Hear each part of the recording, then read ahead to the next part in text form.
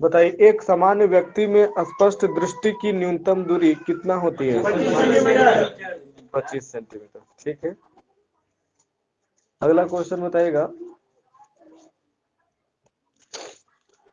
किस रोग से ग्रसित व्यक्ति नजदीक की वस्तु को देख लेता है परंतु दूर की वस्तु को नहीं देख पाता? हाँ सही है, निकट दृष्टि दोष, मायोपिया और शॉर्ट साइटेडनेस। अगला क्वेश्चन बताइएगा, निकट दृष्टि को निवारण के लिए किस लेंस का प्रयोग किया जाता है? हाँ, निकट दृष्टि दोष के निवारण के लिए अवतल लेंस का प्रयोग किया जाता है। ठीक है, हाँ। अगला क्वेश्चन बताइएगा, किस रोग से ग्रसित व्यक्ति को दूर की वस्तु दिखलाई पड़ती है परंतु निकट की वस्तु दिखलाई नहीं पड़ती? सही है, दूरदृष्टि। हाँ, हाइपरमेट्रोपिया, लॉन्ग साइटेडनेस। अगला क्वेश्चन है, दूरदृष्टि दोष के निवारण के लिए किस लेंस का प्रयोग होता है? हाँ सही है, उपयुक्त फोकस दूरी के उत्तल लेंस। ठीक है, अगला क्वेश्चन बताएगा, किस दृष्टि दोष में लेंस की फोकस दूरी घट जाती है?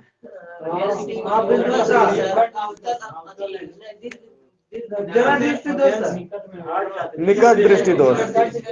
हाँ, लेंस की फोकस दूरी घट जाती है ना? हाँ, फोकस दूरी घट जाती है ना?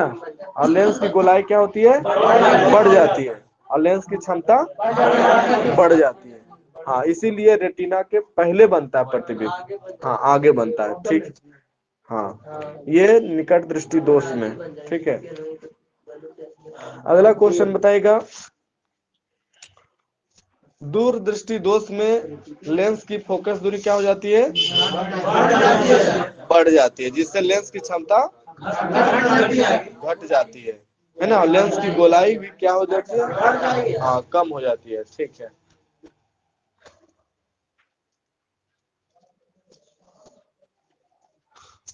अगला क्वेश्चन बताइएगा,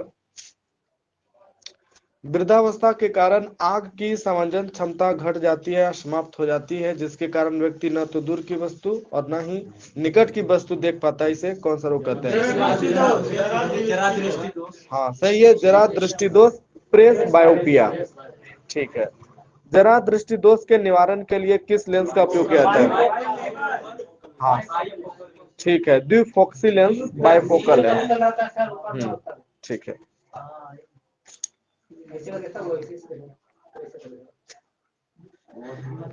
बताएगा, कौन सा दोष नेत्र लेंस के क्षैतिज या ऊर्ध्वाधर वक्रता में अंतर आ जाने के कारण उत्पन्न होता है? हाँ सही है, अबिंदुकता, दृष्टि वैषम्य, एस्टिग्मेटिज्म। ठीक है,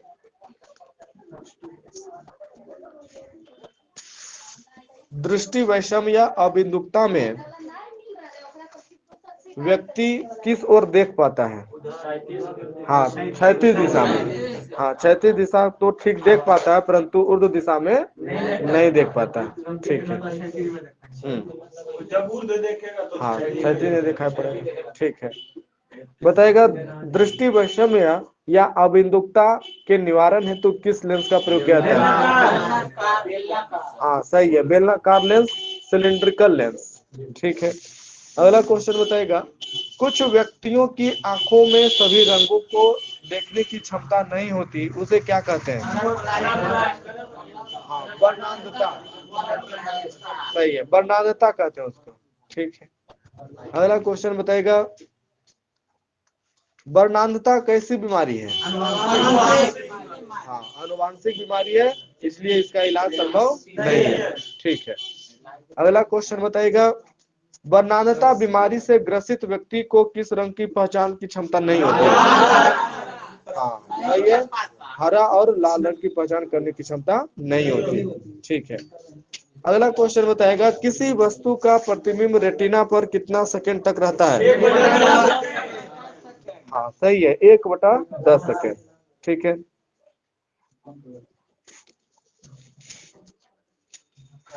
यदि वस्तु को आंख के सामने से हटा दिया जाए तो वस्तु 1/10 सेकंड तक दिखाई देती रहेगी। दृष्टि का यह विशेष गुण क्या कहलाता है?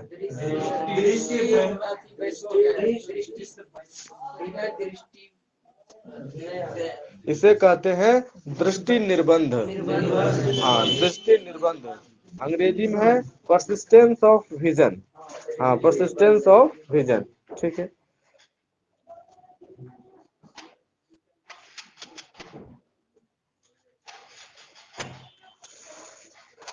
कैमरा दो प्रकार का होता है, कौन कौन?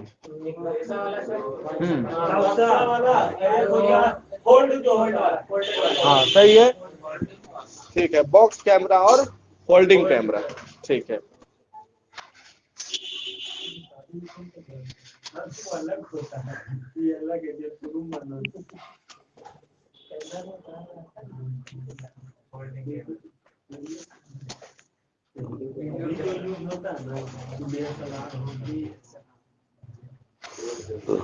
अगला बताइएगा,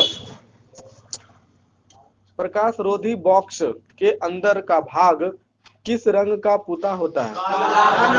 काला रंग। ठीक है। अगला क्वेश्चन है, हाँ, प्रकाश का परावर्तन ना हो। ठीक है। नेक्स्ट क्वेश्चन बताएगा, प्रकाश रोधी बॉक्स के आगे के भाग में एक उत्तल लेंस लगा रहता है, उसे क्या कहते हैं? प्रकाश रोधी बॉक्स के आगे के भाग में एक उत्तल लेंस लगा रहता है, उसे क्या कहते हैं? हाँ, उसे अभिदृश्यक लेंस कहते हैं, ऑब्जेक्टिव लेंस। हाँ, ऑब्जेक्टिव लेंस कहते हैं। ठीक है।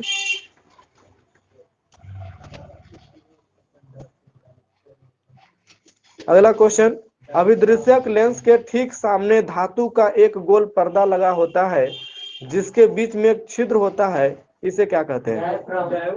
सही है, हाँ, इसे डायफ्राम कहते हैं। ठीक है।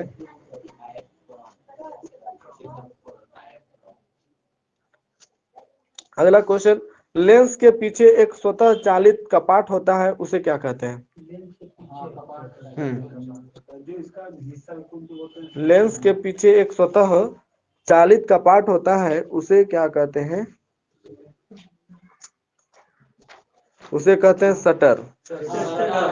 शटर कहते हैं। ठीक है।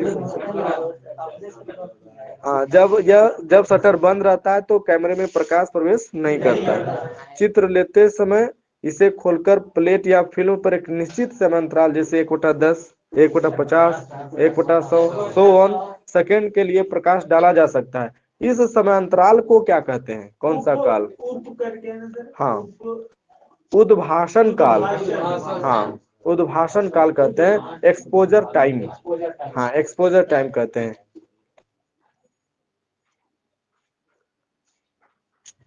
उद्भाषण काल का मान किसके द्वारा निश्चित किया जाता है? उद्भाषण यानी एक्सपोजर टाइम का मान किसके द्वारा निश्चित किया जाता है? तो लेंस के द्वारा फिल्म की स्पीड प्रकाश की तीव्रता के अनुसार निश्चित किया जाता है, उद्भाषण काल यानी एक्सपोजर टाइम। अगला क्वेश्चन बताइएगा,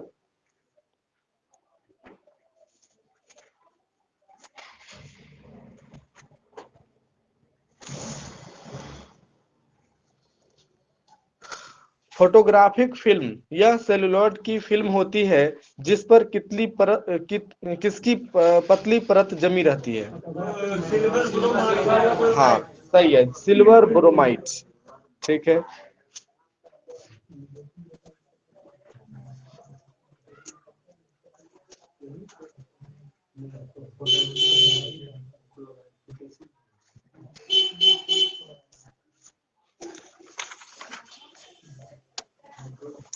अगला क्वेश्चन बताएगा, किसी लेंस या दर्पण के प्रभावी व्यास को उसका क्या कहते हैं? द्वारक। हाँ, अपार्चर कहते हैं, द्वारक कहते हैं। ठीक है। अगला क्वेश्चन बताइएगा, आपेक्षिक द्वारक बराबर फार्मूला क्या होता है?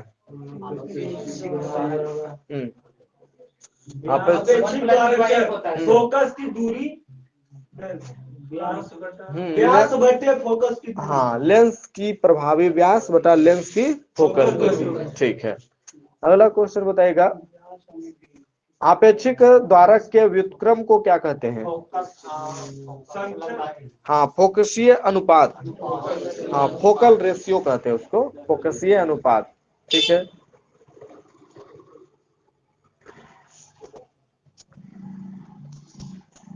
अगला क्वेश्चन है, आवर्धन कांच या सरल सूक्ष्मदर्शी यह एक कम फोकसांतर का कौन सा लेंस होता है? सही है, उत्तल लेंस। आवर्धन कांच या सरल सूक्ष्मदर्शी के मुख्य फोकस के अंदर रखी वस्तु का प्रतिबिंब कैसा बनता है? हाँ, वस्तु से बड़ा, सीधा और काल्पनिक। हाँ, काल्पनिक। ठीक है। सरल सूक्ष्मदर्शी के लिए आवर्धन क्षमता m बराबर फॉर्मूला क्या होता है?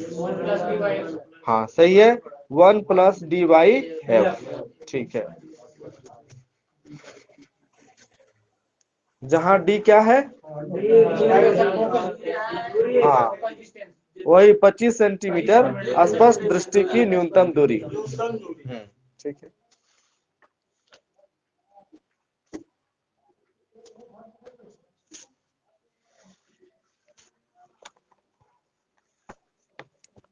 अगला बताएगा, ऐसे सूक्ष्मदर्शी को जिनमें आवर्धन दो भागों में होता है उसे क्या कहते हैं? ऐसे सूक्ष्मदर्शी को जिनमें आवर्धन दो भागों में होता है उसे क्या कहते हैं? कौन सा सूक्ष्मदर्शी कहते हैं? हाँ, ठीक है, संयुक्त सूक्ष्मदर्शी कहते हैं, कंपाउंड माइक्रोस्कोप कहते हैं। ठीक है। संयुक्त सूक्ष्मदर्शी में कितने लेंस होते हैं? कौन सा रहता है? हाँ, दो उत्तल लेंस होता है। ठीक है। हाँ, एक नली में समाक्षीय कोएक्सियल लगे रहते हैं ये दोनों लेंस। वस्तु के समीप रहने वाले लेंस को क्या कहते हैं? हाँ, अभिदृश्यक लेंस। ठीक है। और आंख के समीप रहने वाले लेंस को हाँ, नेत्रिका लेंस कहते हैं। ठीक है।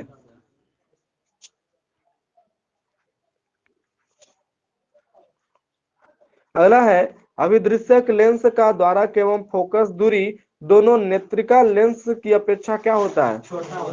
छोटा होता है। हाँ, सही है। हाँ, नेत्रिका लेंस की अपेक्षा छोटा होता है। हाँ, नेत्रिका बड़ा होता है। तो अपेक्षा है तो बड़ा होगा ना।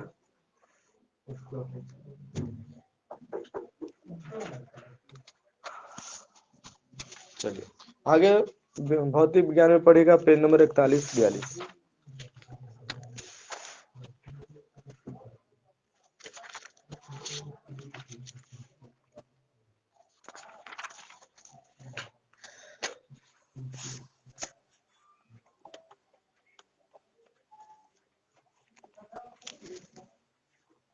बताएगा, जल में हाइड्रोजन और ऑक्सीजन का अनुपात भार के अनुपात में कितना होता है? हाँ, सही है, 1:8। ठीक है। और आयतन के अनुपात कितना होता है? ठीक है। हाँ, 2:1। ठीक है। शुद्ध जल का पीएच मान कितना होता है? 7 होता है। ठीक है। और शुद्ध जल विद्युत का क्या होता है? कुचालक। हाँ, कुचालक सही है, शुद्ध जल। जबकि अम्लीय जल होता है सुचालक होता है। ठीक है।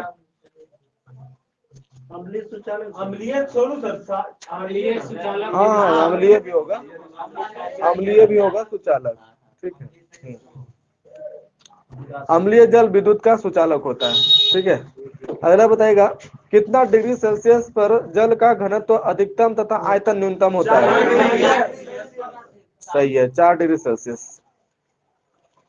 नेक्स्ट क्वेश्चन, शुद्ध जल का क्वथनांक कितना डिग्री सेल्सियस होता है? 100 डिग्री सेल्सियस। और द्रव्यनांक कितना? 0 डिग्री सेल्सियस। ठीक है।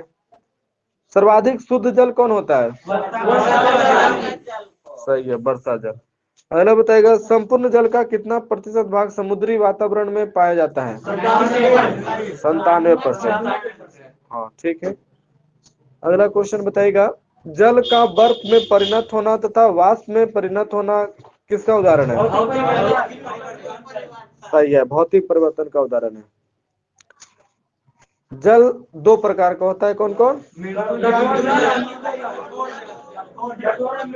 सही है, कठोर जल और मृदु जल। ठीक है, अगला बताएगा, जो जल साबुन के साथ आसानी से फेन उत्पन्न करता है उसे क्या कहते हैं? मृदु जल। ठीक है, अगला बताएगा,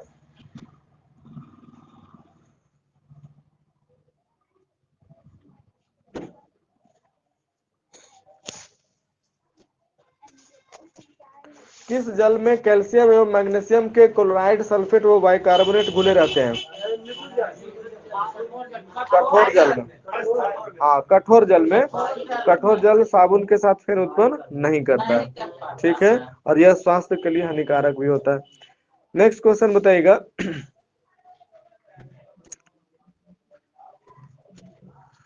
जल की अस्थायी कठोरता उसमें क्या घुले रहने के कारण होती है?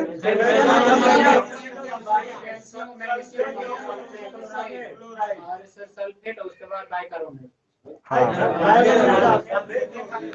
कैल्शियम, मैग्नीशियम और क्लोराइड। ठीक है, कैल्शियम, मैग्नीशियम के क्लोराइड और सल्फेट के घुले रहने के कारण। ठीक है, अगला बताइएगा, हाँ अस्थायी कठोरता, जल की अस्थायी कठोरता, जल की अस्थायी कठोरता उसमें क्या मिलाकर गर्म करने से दूर हो जाती है?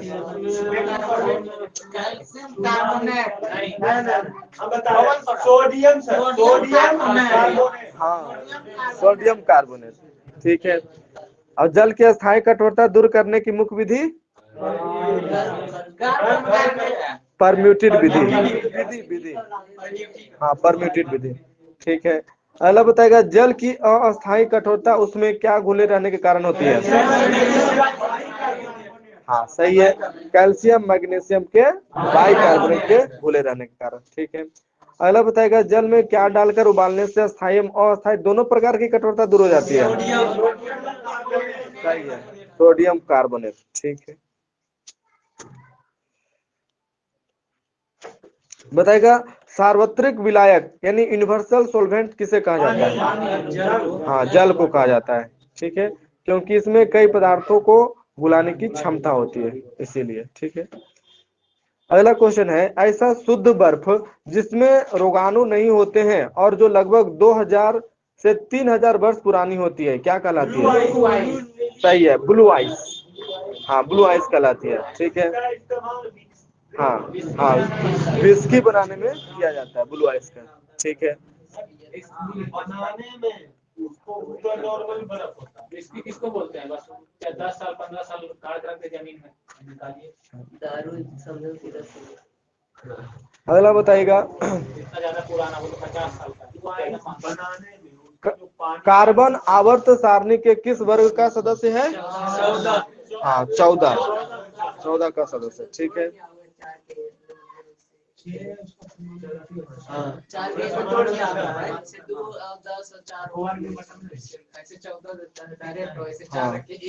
ठीक है, परमाणु का परमाणु संख्या, कार्बन का परमाणु संख्या 6। ठीक है, और इसका इलेक्ट्रॉनिक विन्यास क्या होता है? हाँ, 1s2 2s2 2p2। ठीक है, अगला बताइएगा, कार्बन में इलेक्ट्रॉनों की संख्या, संयोजी इलेक्ट्रॉनों की संख्या कितनी होती है? 4 होती है। ठीक है, बताइएगा, कार्बन मुक्त अवस्था में किस रूप में पाया जाता है? हाँ हाँ, सही है, कोयला, ग्रेफाइट और हीरा। ठीक है, अगला बताइएगा, संयुक्त रूप में कार्बन किसमें पाया जाता है? कोयला में। संयुक्त रूप में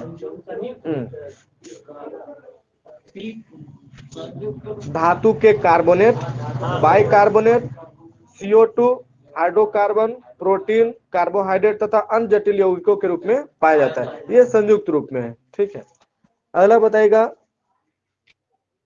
कार्बन को एक सार्वभौमिक तत्व माना जाता है। कार्बन के कुल यौगिक की संख्या कितना लाख से अधिक है? 5 लाख। हाँ सही है, 5 लाख से अधिक है। ठीक है। अन्य तत्वों के यौगिकों की कुल संख्या कितना के आसपास है? 50,000। हाँ सही है, 50,000 के आसपास। प्रकृति में एक ऐसा तत्व कौन है जिसके सबसे अधिक यौगिक पाए जाते हैं? कार्बन। ठीक है।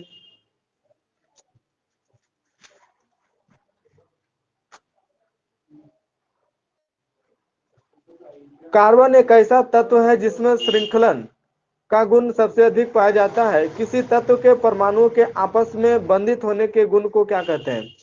वही श्रृंखलन ही कहते हैं। ठीक है।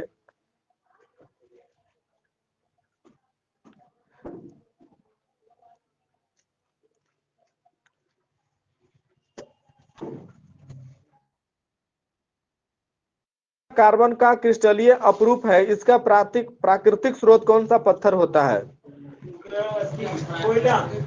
पत्थर। पत्थर का नाम बताना है।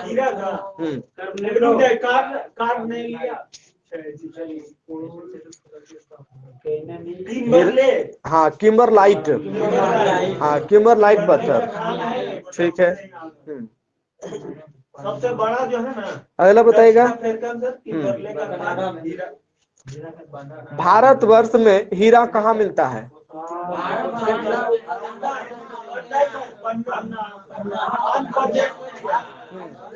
गोलकुंडा, अनंतपुर, बेलारी, पन्ना आदि स्थलों में।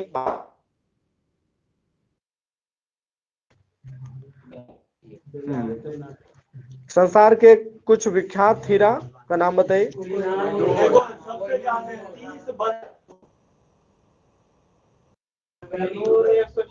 हाँ 186 कैरेट का है। और होप कितना कैरेट का है? होप है 445। और पीट कितना कैरेट का है? 136 कैरेट का है। अगला बताएगा। बनाया था। हाँ सही है। हाँ शाम। कुछ हीरे काले रंग का थे। बोर्ट। ठीक है।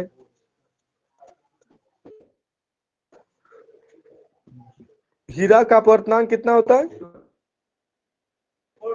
हाँ सही है, 2.417 या 2. ठीक है। और इसका अपेक्षिक घनत्व कितना होता है?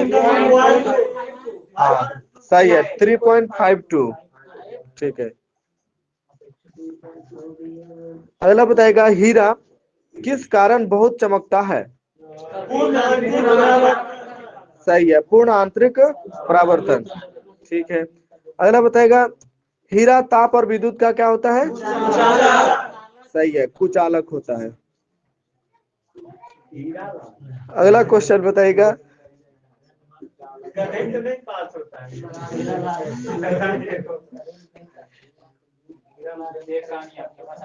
अगला बताएगा। वायु में कितना डिग्री सेल्सियस ताप पर गर्म करने पर हीरा CO2 गैस देता है? 800। हाँ 800 डिग्री सेल्सियस। ठीक है। और वायु की अनुपस्थिति में 2000 डिग्री सेल्सियस ताप तक गर्म करने पर हीरा किसमें परिवर्तित हो जाता है? हाँ ग्रेफाइट में परिवर्तित हो जाता है। ठीक है।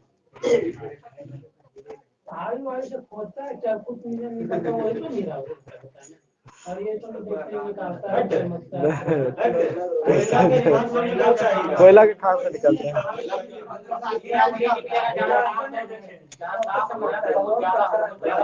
वो पत्थर आता है लेकिन ये हीरा नहीं। अगला बताएगा। काला हीरा को और क्या कहा जाता है? और कार्बोनेडो। हाँ कार्बोनेडो। हाँ कार्बोनेडो भी कहा जाता है। ठीक है। हीरा की संरचना कैसी होती है? हाँ ठीक है, नियमित चतुष्फलकीय होती है।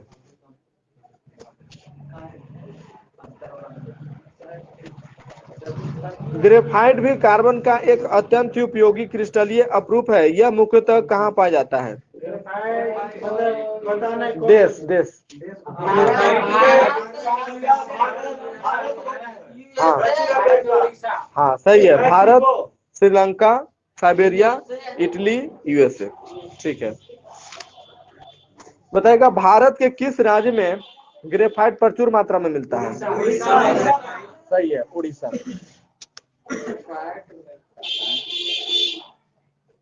अगला बताएगा कृत्रिम ग्रेफाइट किस विधि से तैयार किया जाता है?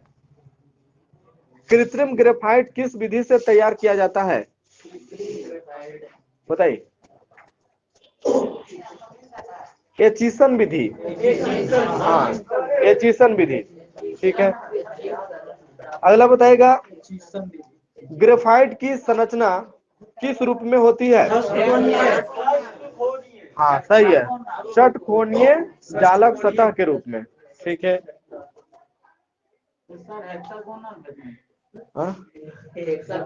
हाँ हेक्सागोनल लैटिक लेयर, उसी को अंग्रेजी में कहते हैं। हाँ षटकोणीय, अंग्रेजी हुआ है। ठीक है।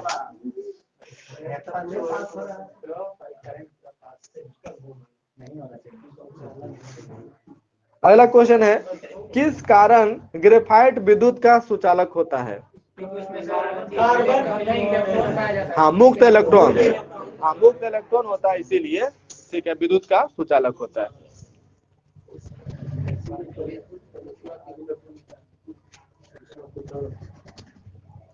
कागज पर रगड़ने से ग्रेफाइट काला निशान बना देता है, इस कारण इसे क्या कहते हैं? सही है, काला शीशा कहते हैं। ठीक है। ग्रेफाइट का अपेक्षित घनत्व कितना होता है? सही है, 2.2 होता है। ग्रेफाइट ताप का क्या होता है?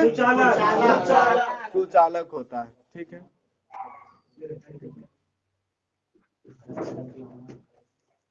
हवा या ऑक्सीजन में उच्च ताप पर गर्म किए जाने पर ग्रेफाइट जलकर क्या देता है? Carbon dioxide. सही है, हाँ ठीक है, कार्बन डाइऑक्साइड, CO2। हाँ ठीक है।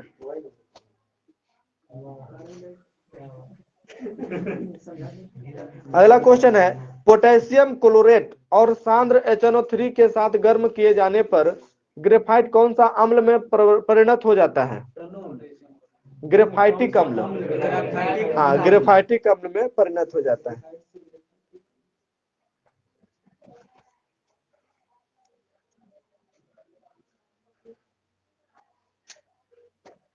अगला क्वेश्चन बताएगा ग्रेफाइट का उपयोग कहाँ कहाँ किया जाता है?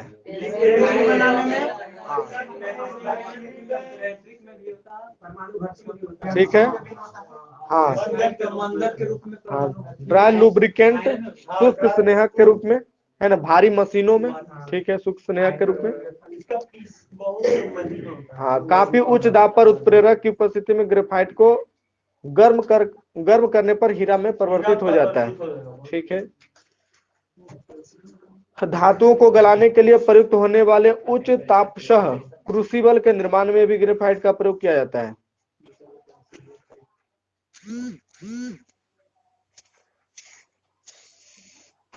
चलिए हीरा और ग्रेफाइट में अंतर कुछ बताइए।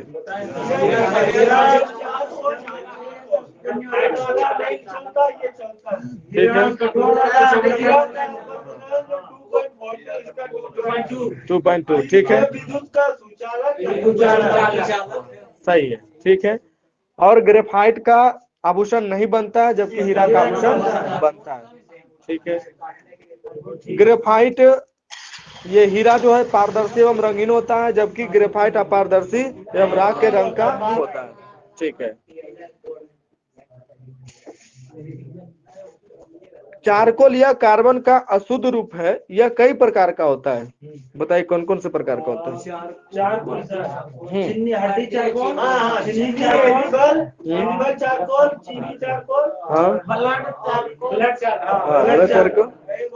ठीक है, एगो वुड चारकोल।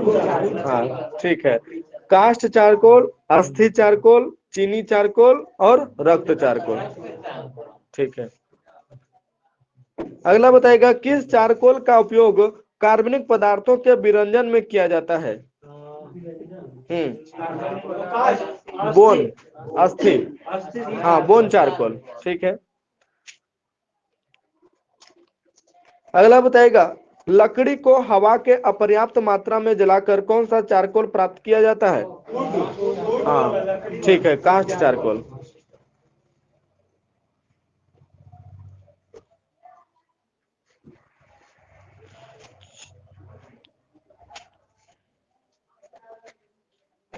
चीनी का विरंजन किसे किया जाता है? लकड़ी जला के जो बचता है वही। चीनी का विरंजन किसे किया जाता है? हाँ वही बोन चारकोल, अस्थि चारकोल।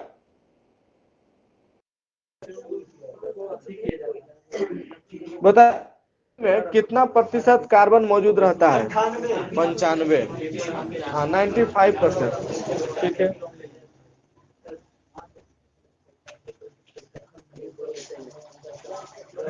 जिस रासायनिक प्रक्रिया द्वारा वनस्पतिक पदार्थों का परिवर्तन कोयला में होता है उसे क्या कहते हैं? फिर से सुनिए, जिस रासायनिक प्रक्रिया द्वारा वानस्पतिक पदार्थों का परिवर्तन कोयला में होता है उसे कहते हैं कार्बनीकरण। हाँ कार्बोनाइजेशन, कार्बनीकरण, ठीक है। कोयला जो है ऊर्जा का कैसा रूप है? हाँ नवीकरणीय है, अनवीकरणीय स्रोत है, ठीक है। कार्बनीकरण की मात्रा के आधार पर कोयला कितने किस्म का होता है? 4 किस्म का। हाँ सही है। बताइएगा, उच्च कोटि का कोयला कौन होता है? एंथ्रासाइट, ठीक है। और सामान्य किस्म का कोयला बिटुमिनस। कोयला को लिग्नाइट, ठीक है। किस वन प्रारंभिक अवस्था में होता है?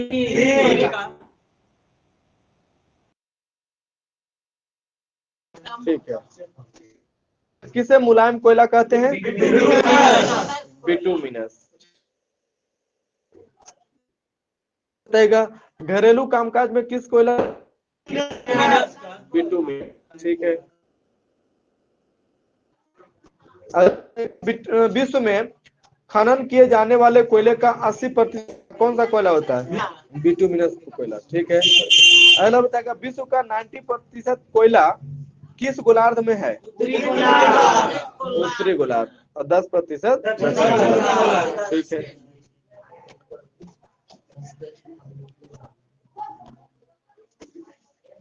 अगला बताएगा, कोयले को वायु की अनुपस्थिति में गर्म करने पर इसके वाष्पशील अवयव निकल जाते हैं, जो अवशेष बचता है उसे क्या कहते हैं? हाँ उसे कोक कहते हैं। और कोक में कितना प्रतिशत कार्बन पाया जाता है? हाँ सही है, 80 से 85%, ठीक है। कोक का उपयोग क्या है? हाँ ईंधन के रूप में, इलेक्ट्रोड के रूप में, धातुओं के निष्कर्षण में, अवकारक के रूप में प्रयोग किया जाता है, ठीक है।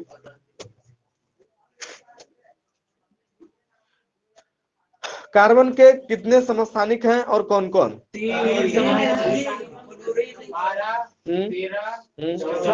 14, ठीक है। हाँ C6 12, C6 13, C6 14, ठीक है। हाँ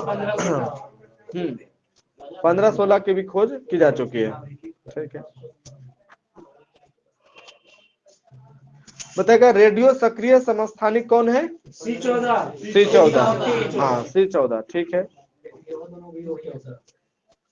परमाणु भार का अंतरराष्ट्रीय मानक कौन सा है? C12, हाँ C12, ठीक है।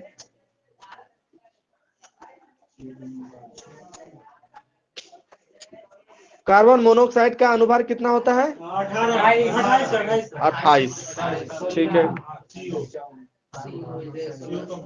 अगला बताइएगा, कार्बन मोनोऑक्साइड गैस मानव रक्त के हीमोग्लोबिन के साथ मिलकर कौन सा नामक एक लाल पदार्थ बनाता है? हाँ कार्बोक्सी हीमोग्लोबिन, हाँ कार्बोक्सी हीमोग्लोबिन बनाता है, जिससे रक्त में ऑक्सीजन ग्रहण करने की क्षमता समाप्त हो जाती है, ठीक है।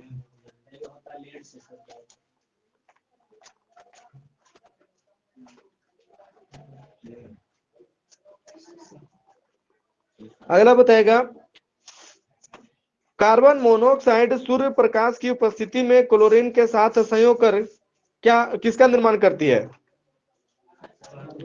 कार्बन मोनोऑक्साइड सूर्य की प्रकाश की उपस्थिति में क्लोरीन के साथ संयोग करके कौन सी विषैली गैस बनाती है? सही है, फॉस्जिन या कार्बोनिल क्लोराइड। हाँ, कार्बोनिल क्लोराइड उसी का फॉस्जिन। ठीक है, हाँ फॉस्जिन, हाँ फॉस्जिन। कार्बन मोनोऑक्साइड का उपयोग क्या है?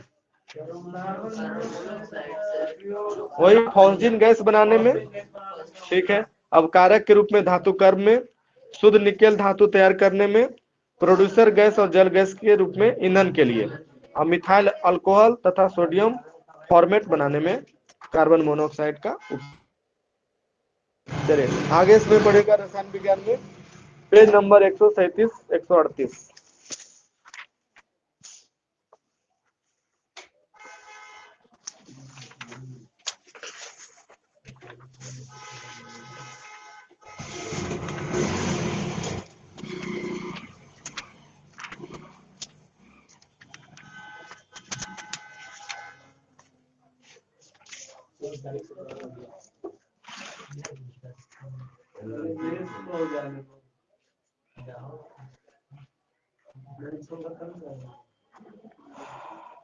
अम्लीय वर्षा किसके कारण होती है? हाँ सही है, नाइट्रोजन और सल्फर के ऑक्साइड के कारण। ठीक है, अगला बताएगा, मोटर गाड़ियों की निकासक नली से निर्मुक्त शीशे के कणों से कौन सा रोग होता है? ये होता है एंथ्रेक्स और एक्जिमा रोग। हाँ, एंथ्रेक्स और एक्जिमा। ठीक है,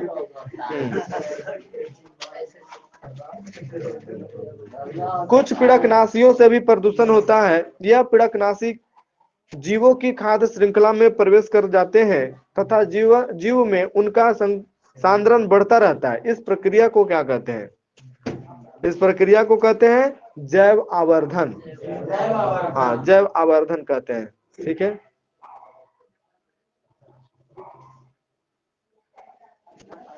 नेक्स्ट क्वेश्चन बताएगा, वायुमंडल में बढ़ती हुई हानिकारक गैसें जैसे carbon dioxide, carbon monoxide, sulphur dioxide आदि वायुमंडल की ऊपरी सतह पर जमकर पृथ्वी के तापमान में वृद्धि कर रही है, इसे क्या कहते हैं? ग्रीन हाउस प्रभाव। हाँ, ग्रीन हाउस इफेक्ट कहते हैं उसको। ग्रीन हाउस प्रभाव कहते हैं। ठीक है,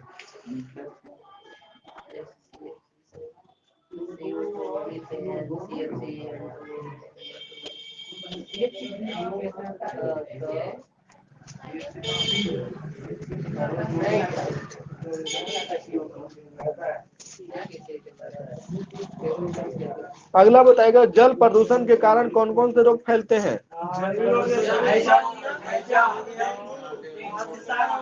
ठीक है, टाइफाइड। ठीक है, हाँ पीलिया और हेपेटाइटिस। हाँ हेपेटाइटिस। ठीक है,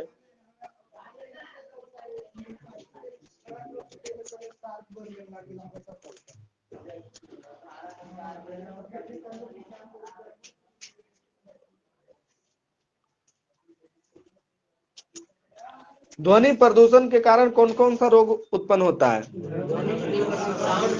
जैसे हार्ट अटैक वगैरह, सब चिड़चिड़ापन। हाँ, थकान, सिर दर्द, हाँ अनिद्रा, हाँ ये सब रोग होता है। हाँ, एड्रेनलिन ज्यादा उत्सर्जित होता है। ठीक है, हाँ जल्दी बुढ़ापा आ जाता है। हाँ, बुढ़ापा जल्दी आ जाता है। ठीक है, लगातार शोर में रहने पर। ठीक है, और हमेशा शोर में रहने पर जनन शक्ति भी कम हो जाता है। हाँ, जनन शक्ति भी कम हो जाता है। ठीक है, अगला क्वेश्चन बताएगा, सामान्य वार्तालाप का स्वर मूल्य कितना डेसिबल होता है? सही है, 60 डेसिबल। ठीक है,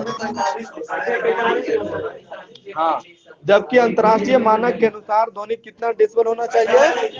हाँ, 45 डेसिबल होना चाहिए।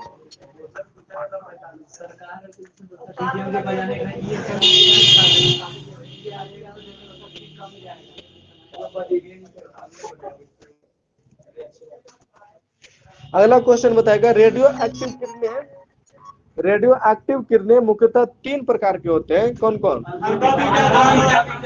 सही है, अल्फा, बीटा और गामा, सही है। अगला बताएगा, रेडियो धर्मी पदार्थों के प्रदूषण से कौन सा रोग उत्पन्न होता है?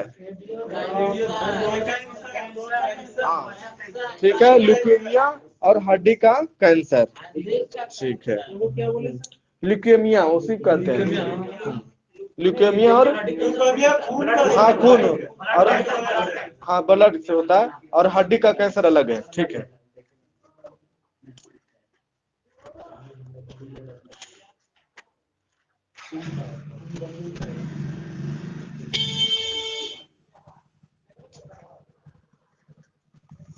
अगला बताएगा, प्रदूषण नियंत्रण करने के लिए क्या उपाय करना चाहिए? ठीक है, हाँ सही है, ठीक है, हाँ चलिए बहुत है, ठीक है, सब लोग जानते हैं, ठीक है। चलिए, संयुक्त राष्ट्र संघ यानी यूएनओ ने विश्व में पर्यावरण सुरक्षा के लिए एक अंतर्राष्ट्रीय संस्था की स्थापना की है, ठीक है, यूनाइटेड नेशन एनवायरमेंट प्रोग्राम, ठीक है, इसका कार्यालय नैरोबी है, सही है, हाँ यूएनईपी का मुख्यालय नैरोबी है, ठीक है। विश्व पर्यावरण दिवस कब मनाया जाता है? 5 जून को मनाया जाता है, ठीक है। अगला बताएगा, जंतुओं के वैज्ञानिक वर्गीकरण का सर्वप्रथम प्रयास किसके द्वारा किया गया था? अरस्तु के द्वारा, ठीक है। अरस्तु ने प्राकृतिक समानताओं एवं विषमताओं के आधार पर जंतुओं को 2 प्रमुख समूह में वर्गीकृत किया है, कौन कौन?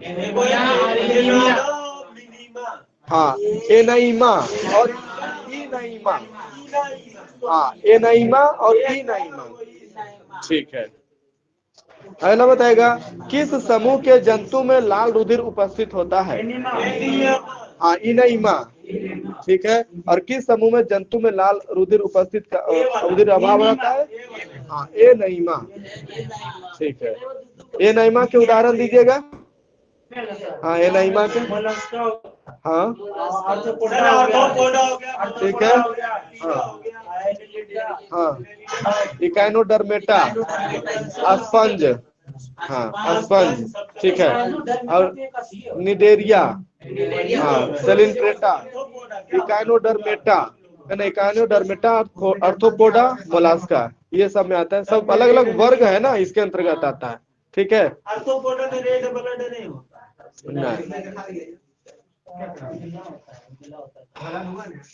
वही तो लाल रुधिर का अभाव होता है आर्थ्रोपोडा में।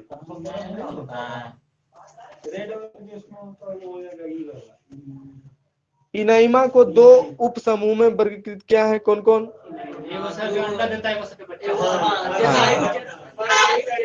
ठीक है, जरायुज और अंडयुज, हाँ अंडयुज और जरायुज, ठीक है। हाँ जरायुज जो होता है, इसके अंतर्गत बच्चे देने वाले जंतुओं को सम्मिलित किया जाता है। हाँ विविपरा और ओविपरा, हाँ ओविपरा अंडयुज और विविपरा जरायुज, ठीक है। अंडयुज में कौन कौन आएगा?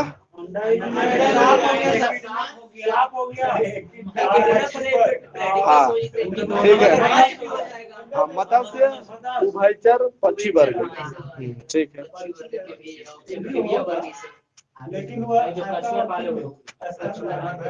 अगला क्वेश्चन बताएगा, अरस्तु के लगभग 2000 वर्ष पश्चात 17वीं शताब्दी में किसने सर्वप्रथम प्राणी जगत की परिभाषा देकर विभिन्न जातियों का प्राकृतिक संरचनात्मक संबंधों के आधार पर वर्गीकरण किया? जॉन रे, जॉन रे, और जॉन रे के पश्चात कॉरेलस लिनियस ने अपनी पुस्तक में जातियों को वर्गीकृत किया, उस पुस्तक का नाम क्या है? सही है, सिस्टमा नेचुरी, है ना? हाँ ठीक है। सिस्टमा नेचुरी में कितने ज्ञात जातियों को वर्गीकृत किया गया है? 4200 समथिंग सर। 36। हाँ 4236, ठीक है। अगला बताएगा, फादर ऑफ मॉडर्न टैक्सोनॉमी किसे कहते हैं? हाँ कैरोलस लिनियस को कहते हैं, ठीक है।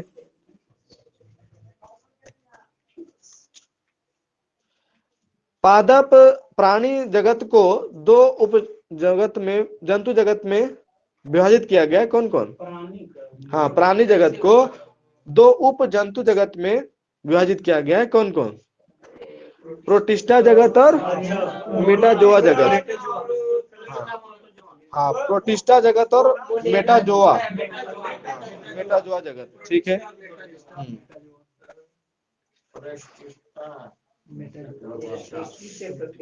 किसके अंतर्गत सुकेंद्रीय एक कोशिकीय जीव आते हैं? प्रोटिस्टा, ठीक है। और मेटाजोआ के अंतर्गत समस्त सुकेंद्रीय बहुकोशिकीय जीव आते हैं, जैसे मिसोजोआ, पैराजोआ, उमेटाजोआ। और प्रोटोजोआ प्रोटिस्टा के अंतर्गत आता है, प्रोटिस्टा के अंतर्गत।